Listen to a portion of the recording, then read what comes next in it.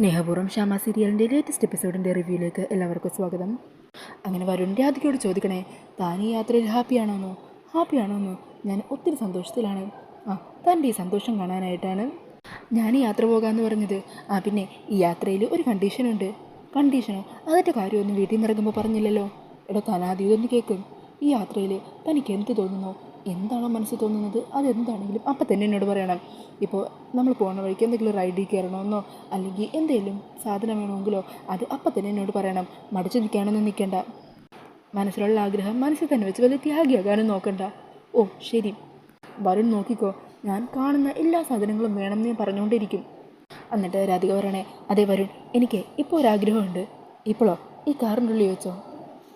തൻ്റെ ആഗ്രഹമല്ലേ, ഞാൻ നടത്തി തരില്ലേ? അങ്ങനെ പറഞ്ഞ് വരുൺ കാറ് നിർത്തിയിട്ട് രാധികേനെ ഉമ്മ വെക്കാനായിട്ട് വരുവാണ്. അന്നേരം രാധിക വരുണിനെ തട്ടിമാറ്റിയിട്ട് പറഞ്ഞേ, ഇതൊന്നുമല്ല, ഇതല്ലെങ്കിലും ഞാൻ ചോദിക്കാതെ തന്നെ എന്നും കൃത്യമായിട്ട് തരുന്ന കാര്യമല്ലേ, പിന്നെ എന്താ തനിക്കിപ്പോൾ വേണ്ടത്? അതെ, വരുണിനെ എടീന്നൊന്ന് വിളിക്കണം. ഈ ഇന്നത്തെ കാലത്ത് ആണുങ്ങളും പെണ്ണുങ്ങളും തമ്മിലൊക്കെ തുല്യതയുള്ള കാലമാണ്. ഈ പണ്ടത്തെ പെണ്ണുങ്ങളെയാണ് ഭർത്താവ് എടീന്നും മറ്റുമൊക്കെ വിളിക്കുന്നത്. എനിക്കങ്ങനെ വിളിക്കാൻ താല്പര്യമില്ല. അയ്യോ വരുൺ, അതിനിപ്പോൾ എനിക്കൊരു കുഴപ്പമില്ലല്ലോ, എൻ്റെ ആഗ്രഹം കൊണ്ടല്ലേ പറഞ്ഞത്. വരുൺ എന്നെ അങ്ങനെ വിളിക്കുന്നുണ്ടെങ്കിലും അത് സ്നേഹത്തോടെയാണെന്ന് എനിക്കറിയാം. വരുൺ ഒന്ന് വിളിക്ക് വരുൺ. ശരി, തൻ്റെ ആഗ്രഹം അതാണെങ്കിൽ അത് നടത്തി തന്നല്ലേ പറ്റൂ.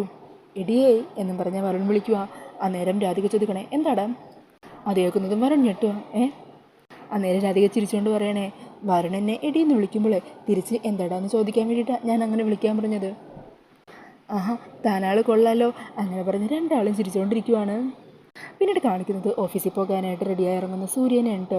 സൂര്യ അങ്ങനെ കാറിൽ കയറാൻ തുടങ്ങുന്നതും കൽപ്പന സൂര്യയുടെ അരികിലേക്ക് വരുവാണ്. സൂര്യ, എന്താടോ, എന്തെങ്കിലും വാങ്ങിക്കണോ? തിരികെ വരുമ്പോൾ എന്തെങ്കിലും വാങ്ങിച്ചുകൊണ്ട് വരേണ്ടതുണ്ടോ? ഒന്നും വേണ്ട. ഞാൻ കുറച്ച് മുമ്പ് പറഞ്ഞ കാര്യമുണ്ടല്ലോ, അത് സൂര്യ സീരിയസ് ആയിട്ട് എടുക്കണം. അതെന്താ താൻ പറഞ്ഞത്? മറന്നുപോയോ? മരണം രാധികം കൂടി പോകാൻ തുടങ്ങിയ സമയത്ത്. ഞാനത് ഓർക്കുന്നില്ല. എന്താ താൻ പറഞ്ഞത്? അവർ ഹണിമൂൺ ട്രിപ്പിന് പോയില്ലേ, അതുപോലെ നമുക്കൊരു യാത്ര പോകണമെന്ന്.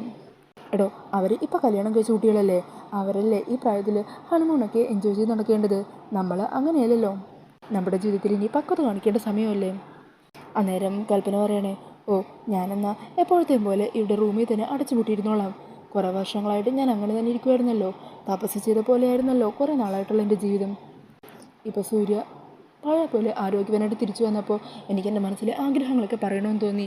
സൂര്യക്കതൊന്നും വലിയ കാര്യമല്ലായിരിക്കാം എന്നൊക്കെ പറഞ്ഞ് കൽപ്പന സങ്കടപ്പെടുക. അന്നേരം സൂര്യ പറയണേ, താനിങ്ങനെ വിഷമിക്കാതിരിക്കുക. എന്താണെങ്കിലും വരുണിൻ്റെ അധികം തിരികെ വരട്ടെ, അതിനുശേഷം നമുക്ക് പോകുന്ന കാര്യം ആലോചിക്കാം. അപ്പോഴേക്കും ബിസിനസ്സിൻ്റെ തിരക്കുകളും മറ്റുമൊക്കെ ഒന്ന് സൈഡാക്കി വെക്കുകയും ചെയ്യാം. അതുപോലെ അത് മതി സൂര്യ. അങ്ങനെ സൂര്യ പോകാൻ തുടങ്ങുമായിരിക്കും. പെട്ടെന്നായിരിക്കും അവിടെ എന്തോ കിടക്കുന്നത് സൂര്യ ശ്രദ്ധിക്കുന്നത്. എന്താണ് അവിടെ കിടക്കുന്നത്? അറിയില്ല, ഞാനൊന്ന് നോക്കിയിട്ട് വരാം. അങ്ങനെ പറഞ്ഞാൽ കൽപ്പന കുറച്ച് മുമ്പോട്ട് നടക്കുമ്പോഴായിരിക്കും അവിടെ ഉർവശി ബോധമില്ലാതെ കിടക്കുന്നത് കാണുന്നത്. അത് കാണുന്നതും കൽപ്പന സൂര്യനെ വിളിക്കണേ, സൂര്യ, ഇത് ചെറിയമ്മ ഒന്ന് ഓടി വന്നേ. അങ്ങനെ പറഞ്ഞാൽ കൽപ്പനയെ സൂര്യൻ ഉർവശിയുടെ അരികിലേക്ക് ചെല്ലുവാണ്. എന്നിട്ട് ഉർവശിയെ വിളിച്ചെഴുന്നേൽപ്പിക്കാനായിട്ട് രണ്ടാൾ ശ്രമിക്കുവാണ് ഈ ചെറിയമ്മ കണ്ണു തുറക്കുന്നില്ലല്ലോ. അച്ഛാ, അമ്മേ, ഓടുവാ എന്നും പറഞ്ഞ് എല്ലാവരും വിളിച്ചു വരുത്തുവാണ് ഉർവശി. അങ്ങനെ ബഹളം കേട്ടിട്ട് അച്ഛനും അമ്മയും മുത്തശ്ശി പ്രിയങ്കയും എല്ലാവരും പുറത്തേക്ക് ഓടി വരുവാണ്. അന്നേരം അവരും ഈ കാഴ്ച കണ്ട് ഞെട്ടലോടെ വിശ്വസിക്കാനാവാതെ നിൽക്കുവാണ് അയ്യോ, ഇതെന്തു പറ്റി? ഉർവശി എങ്ങനെ ഇവിടെ വന്നത്? അന്നേരം മുത്തശ്ശി ചോദിക്കണേ, ഇന്നലെ രാത്രി ഇവൾ ഇവിടെയൊന്നും കണ്ടില്ലല്ലോ, പിന്നെ ഇപ്പോൾ ഇത് എവിടെ നിന്ന് വന്നു? എന്താ ഇവൾക്ക് പറ്റിയത്? അന്നേരം സൂര്യ പറയണേ, അറിയില്ല, ഞങ്ങൾ അവിടെ നിന്നപ്പോൾ ഇവിടെ കിടക്കുന്നത് കണ്ടു അടുത്തേക്ക് വന്ന് നോക്കിയതാ. അപ്പോൾ ആ ചെറിയമ്മ ബോധമില്ലാതെ ഇങ്ങനെ കിടക്കുന്നത് കണ്ടിട്ട് എന്തോ ഒരു ഭക്ഷണം കഴിച്ച പോലെയുണ്ട്. അന്നേരം പരമേശ്വരൻ നോക്കിയിട്ട് വരണേ, വിഷം തീടിയതാണെന്നാണ് തോന്നുന്നത്. എന്താണെങ്കിലും സമയം കളയാനില്ല. സൂര്യ എത്രയും പെട്ടെന്ന് തന്നെ നീ ഉർവശിയെ ഹോസ്പിറ്റലിൽ എത്തിക്കുക. അങ്ങനെ സൂര്യ കൽപ്പനേനെ പത്മിനിയുടെയൊക്കെ സഹായത്തോടെ ഉർവശീനെയും പൊക്കിയെടുത്ത് കാറിലേക്ക് കയറ്റുവാണ്. എന്നിട്ട് അവർ വേഗം തന്നെ കാറിലേക്ക് കയറി ഹോസ്പിറ്റലിലേക്ക് പുറപ്പെടുവാണ് ഈ സമയം ഇതെല്ലാം കണ്ട് പ്രിയങ്ക മനസ്സിൽ പറയണേ, അപ്പോൾ ചെറിയമ്മയാണോ ആ ജ്യൂസ് കുടിച്ചത്? അതുകൊണ്ടായിരിക്കും ഇങ്ങനെയൊക്കെ സംഭവിച്ചത്. അതെങ്ങനെ എന്നാലും മാറിപ്പോയത്? എങ്ങനെ ചെറിയമ്മ അത് കുടിച്ചത് എന്നും പറഞ്ഞ് ആലോചിച്ച് നിൽക്കുവാണ്ടോ പ്രിയങ്ക. ഈ സമയം പരമേശ്വരനോട് മുത്തശ്ശി പറയണേ, പരമേശ്വര, ലക്ഷണം കണ്ടിട്ട് മനസ്സിലായമേ, എന്താണെങ്കിലും നമ്മുടെ കടമ ചെയ്തല്ലേ പറ്റൂ. ഈ സമയം മുത്തശ്ശി പറയുന്നുണ്ട്, ഇവൾക്ക് ഇങ്ങനൊരു അവിവേകം കാണിക്കണമെന്നുണ്ടെങ്കിൽ ഇവൾ എന്തിനാ കടുമംഗലത്തേക്ക് വന്നത്? അതിൻ്റെ കുറ്റവും കൂടി നമ്മുടെ തലയിലാക്കട്ടെ എന്ന് വിചാരിച്ച് കാണും. ഭഗവാനെ, ഒന്നും വരുത്താതിരുന്നാൽ മതിയായിരുന്നു. അങ്ങനെ പറഞ്ഞ് ടെൻഷനോട് കൂടി നിൽക്കുവാണ് അവരെല്ലാവരും. പിന്നീട് കാണിക്കുന്നത് വരുണിൻ്റെ രാധികയും കാർ ഒരു സ്ഥലത്ത് നിർത്തുവാണ്. അന്നേരം രാധിക ചോദിക്കണേ ഇതെവിടെയാണ് വരുൺ? ആ ഇതേ ഭയങ്കര മനോഹരമായിട്ടുള്ളൊരു സ്ഥലം. ഇവിടെ നിന്ന് കഴിഞ്ഞാൽ നല്ല ഭംഗിയുള്ള കുറേ കാഴ്ചകൾ കാണാം. താൻ വാ. അങ്ങനെ രാധിക വരുണും കാറിൽ നിന്ന് ഇറങ്ങുവാണ്. അവിടെ നിന്ന് കുറച്ച് പൂവൊക്കെ കയ്യിലെടുത്ത് പിടിച്ചുകൊണ്ട് അവർ രണ്ടാളും ആ മലമുകളിൽ നിന്ന് ആ കാഴ്ചയൊക്കെ ആസ്വദിക്കുവാണ് കേട്ടോ. അന്നേരം രാധിക പറയണേ സത്യം പറയാലോ, ഇത്ര മനോഹരമുള്ള കാഴ്ച ഇത്ര അടുത്ത് തന്നെ കാണാൻ പറ്റുമെന്ന് ഞാൻ വിചാരിച്ചില്ല. എന്ത് രസമോ കാണാൻ. ഇതെന്താ അമേരിക്കയാണോ? അങ്ങനെയൊക്കെ പറഞ്ഞ് രാധിക കാഴ്ചകളെല്ലാം ആസ്വദിച്ച് നിൽക്കുവാണ്.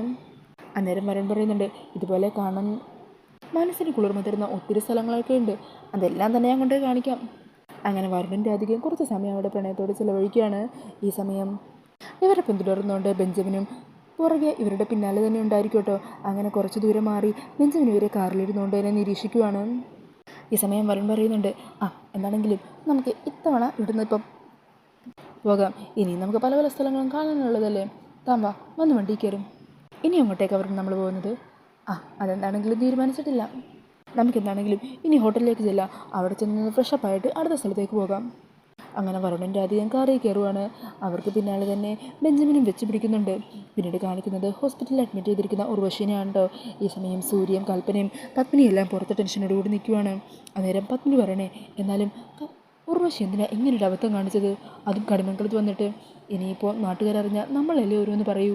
ഇതിൻ്റെ പിന്നാലെയുള്ള കേസ് നൂലാമലകളൊക്കെ നമ്മളല്ലേ നേരിടേണ്ടി വരുന്നത്. അന്നേരം സൂര്യ പറയണേ നമ്മളെന്താണെങ്കിലും തെറ്റൊന്നും ചെയ്തിട്ടില്ലല്ലോ, അതുകൊണ്ട് തന്നെ എല്ലാം വരുന്നിടത്ത് വെച്ച് തന്നെ കാണാം. ഞാനെന്താണെങ്കിലും അവിടെ കാഷ്വാലിറ്റിയിൽ ഒന്ന് പോയി കണ്ട് മറ്റെന്തെങ്കിലും ആവശ്യമുണ്ടോ എന്ന് അന്വേഷിച്ചിട്ട് വരാം. അങ്ങനെ പറഞ്ഞ് സൂര്യ അവിടെ നിന്ന് പോകുവാണ്. ഈ സമയം കൽപ്പന മനസ്സിൽ പറയണേ വരുണിൻ്റെ രാധികയുടെ യാത്ര മുടക്കാൻ ഇത് തന്നെയാണ് പറ്റിയ അവസരം. ചെറിയ മക്ക് സീരിയസ് ആയിട്ട് ഹോസ്പിറ്റലിൽ കിടക്കുകയാണെന്ന് പറഞ്ഞാൽ അവർക്ക് പിന്നെ തിരിച്ചു വരാതിരിക്കാൻ പറ്റില്ലല്ലോ. ഇപ്പം തന്നെ വിളിക്കാം. അങ്ങനെ പറഞ്ഞ കൽപ്പന പതിയെ അവിടെ നിന്ന് നീങ്ങിയിട്ട് ഫോൺ എടുത്ത് വിളിക്കാൻ തുടങ്ങുമായിരിക്കും. ഈ സമയം ഇത് കാണുന്ന പത്മിനി ചോദിക്കണേ കൽപ്പനെ നീ ആരെയാണ് ഇത് വിളിക്കുന്നത്? അന്നേരം കൽപ്പന പറഞ്ഞേ അത് പിന്നെ വരുണിനെ ഇങ്ങനൊരു കാര്യം നടന്നിട്ട് വിളിച്ചറിയിക്കണ്ടേ? തൽക്കാലം അവരറിയിക്കണ്ട, അവരിപ്പോൾ യാത്രയിലല്ലേ. ഇതുപോലൊരു കാര്യം നടക്കുമ്പോൾ സാമാന്യ മര്യാദ കാണിക്കണ്ടേ, അതുകൊണ്ട് ഞാൻ ചെയ്തു എന്നേ ഉള്ളൂ. നിനക്ക് അല്ലെങ്കിലും ചില കാര്യത്തിൽ മാത്രമാണല്ലോ ഈ സാമാന്യ മര്യാദയൊക്കെ പാലിക്കേണ്ട ചിന്ത വരുള്ളൂ. തൽക്കാലം ഇക്കാര്യം നീ ആയിട്ട് വരുണിൻ്റെ അധികനെ വിളിച്ചറിയിക്കാൻ നിൽക്കണ്ട. പറയുന്നത് മനസ്സിലാവുന്നുണ്ടോ? നിൻ്റെ നാവിനെങ്ങാനും ഈ വിവരം വരുണിൻ്റെ അധികം അറിഞ്ഞു എന്നറിഞ്ഞാൽ പിന്നെ നിൻ്റെ കാര്യത്തിൽ എനിക്ക് ചില കടുത്ത തീരുമാനങ്ങൾ എടുക്കേണ്ടി വരും. മനസ്സിലായല്ലോ? അങ്ങനെ കൽപ്പന ഒന്നും മിണ്ടാതെ ദേഷ്യത്തിൽ നിൽക്കുവാണ് അവിടെ. പിന്നീട് കാണിക്കുന്നത് പ്രിയങ്ക മുത്തശ്ശിയുടെ ഫോണിലേക്ക് വിളിക്കുന്നതാണ്. അന്നേരം മുത്തശ്ശി ഫോൺ എടുക്കുക. ഈ സമയം പ്രിയങ്ക അവിടെ നടന്ന കാര്യങ്ങളെല്ലാം പറയുവാണ് കേട്ടോ. അത് കേട്ടിട്ട് മുത്തശ്ശി ചോദിക്കണേ ഉർവശി എങ്ങനെയാണ് ജ്യൂസ് കഴിച്ചത്? അതൊന്നും എനിക്കും അറിയില്ല മുത്തശ്ശി. നീയല്ലേ പറഞ്ഞത് ഉർവശിയെ ആ വീട്ടിൽ നിന്ന് തന്നെ പുറത്താക്കിയതാണെന്ന്. പിന്നെ ഉർവശി എങ്ങനെ കണിമംഗലത്ത് വന്നു? എനിക്കൊന്നും മനസ്സിലാവുന്നില്ലല്ലോ. എനിക്കും അറിയില്ല. എന്താണെങ്കിലും രാധിക ജ്യൂസ് കുടിച്ചിട്ടില്ല. കുടിച്ചിരുന്നെങ്കിൽ അവൾ ഇന്നേരം മരിച്ചു കിടന്നാനേയല്ലോ. ചെറിയമ്മ കിടക്കുന്നത് കണ്ടിട്ട് അച്ഛൻ പറഞ്ഞത് വിഷം കഴിച്ചതാണെന്നാ. വായിൽ നിന്ന് നൂരം പതയൊക്കെ വരുന്നുണ്ടായിരുന്നു. എൻ്റെ ടെൻഷൻ അതല്ല, ചെറിയമ്മങ്ങാനും ജീവനോട് തിരിച്ചു വന്നു കഴിഞ്ഞാൽ ആ ജ്യൂസ് കുടിച്ചിട്ട് ഇങ്ങനെയൊക്കെ ആയതെന്ന് അവർ പറയില്ലേ? അതോടെ നമ്മുടെ കാര്യം കട്ടപ്പൊടിയാവില്ലേ? അത് ഓർത്തിട്ട് എൻ്റെ ടെൻഷൻ. അങ്ങനെ പറഞ്ഞ് നിൽക്കുന്ന പ്രിയങ്കേനെ മുത്തശ്ശീനെയൊക്കെ കാണിച്ചുകൊണ്ട് എപ്പിസോഡ് തീരുവാണ്. അപ്പോൾ ഈ ഒരു റിവ്യൂ ഇഷ്ടമായിട്ടുണ്ടെങ്കിൽ മറക്കാതെ വീഡിയോ ഒന്ന് ലൈക്ക് ചെയ്യണേ. ഇതുപോലുള്ള കൂടുതൽ റിവ്യൂസിനായിട്ട് ഈ ചാനൽ ഒന്ന് സബ്സ്ക്രൈബ് ചെയ്തും കൂടി സപ്പോർട്ട് ചെയ്യണേ. താങ്ക്